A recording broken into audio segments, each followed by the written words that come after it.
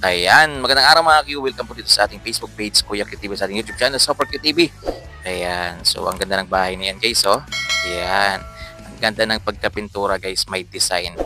Ayan, ito mga Q ay Barangay Candelaria. Ayan, Sitio Ilaya, yung Washington, Aklan. Ayan, shout out po sa mga taga Sitio Ilaya, Barangay Candelaria, yung Washington, Aklan.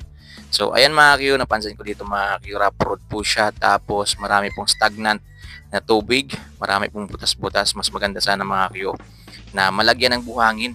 Ayan, para kahit rough road po siya ay hindi naman mahirap daanan mga Q. Ayan, kasi yung nagpapahirap dyan mga Q, yung mga stagnant na tubig na yan. So buhangin lang po naman yung katapat niyan. Ayan, sa mga taga Candelaria, yan, sa Barangay Captain, yan, Kap, baka pwede nyo magawa ng paraan. Ayan, oh, mahakutan mo lang ng buhangin, Kap, para at least kahit rough road lang po siya ay hindi mahirap para sa mga motorista na dumadaan po dyan, no? Ayan. So, hello po sa inyo. Ayan, lalong-lalo na po sa medyo matagal na rin na hindi halos nakakauwi dito po sa Sitio Ilaya. Ayan, Barangay Candelaria, New Washington, Aklan. So, dito po tayo nag-road trip ngayon mga Q. Dahil marami na rin po nagre-request sa atin guys na kung pwede ay mapasyalan din natin. Kasi tingnan nyo naman, no? Napakaganda po ng sitio na to guys.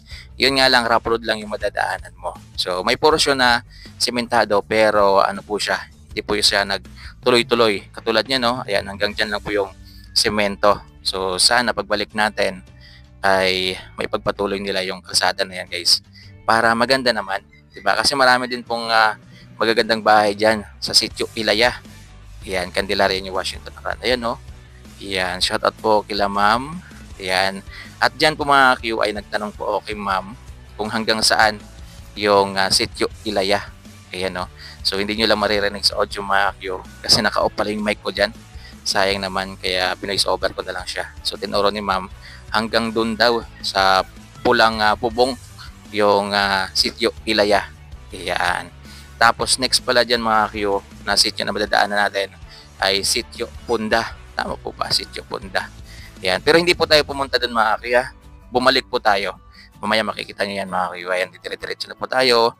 Dito medyo maganda na po yung takbo ng motor natin kasi semento na po. Ayan, semento na po dyan mga Q. So hindi ako sure mga Q kung part pa rin po ito ng Sitio Ilaya dito. Ayan, pero makikita nyo mamaya. Magtatanong po ako dyan mga Q. Ayan, sa car wash. Ayan, kasi sabi ni ma'am, yan daw kulay pula na bubong ay part pa rin po siya ng Sitio Ilaya. Yun yung sabi ni ma'am. Tapos dyan daw sa unahan na yan ay Sitio Punda na. So dyan po nagtanong po ako. Ayan, may naghuhugas ng motor. Shoutout po sa inyo. Ayan, oh, shoutout po kila Sir. Ayun, sabay-sabay silang nagturo guys. Mababait talaga sila, oh. Ayan, ginaid pa ako ng nakakulay blue. Shoutout po. Ayan, bossing. Ayan, so bumalik tayo guys. Kasi yung Sitio Ilaya, papunta doon. Papuntang boundary ng Barangay Candelaria at saka Matapaw. So ayan nga, bumalik tayo. Ayan, so dito kung hindi ako nagkakamali ay Sitio Ilaya pa rin po siya. Ayan, dire-diretso lang tayo guys. Pasensya na kayo mga Q, medyo mabilis po yung takbo natin ng kaunti kasi pabalik na ako niyan at saka nagmamadali na rin ako mga Q kasi meron pa akong bibilhin.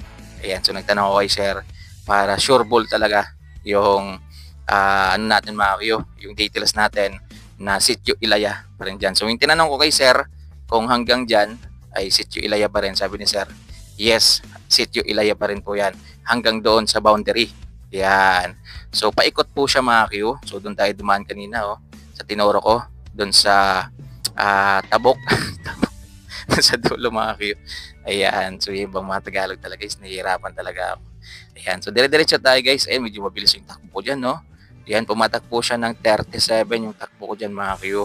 Ayan, at parang napansin ko parang mabilis na takbo. So kaya, ayan, binagalan ko naman ulit. Kasi malapit na tayo sa malapit na tayo sa boundary.